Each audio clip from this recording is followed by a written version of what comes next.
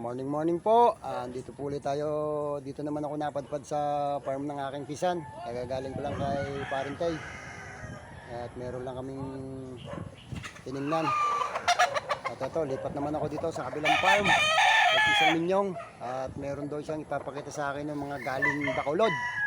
Ito isa, mga bullstag. Galing Bacolod.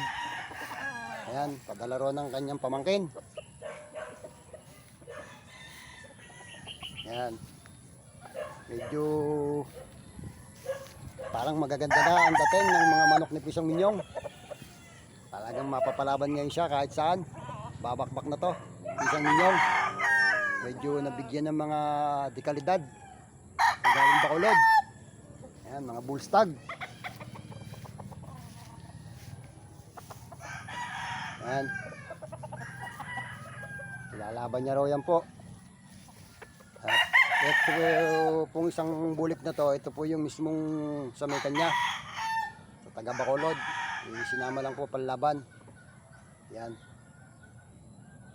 Testingin daw po ang laban dito sa Cavite. Nagmula po sa Bacolod. Yan. Binili po to ng pamangkin niya. Yan. Ang 5,000 po ang bawat isa ang bili. 5,000, 5K. Medyo maganda-ganda na talaga ang mga manok ni Pisang Minyong.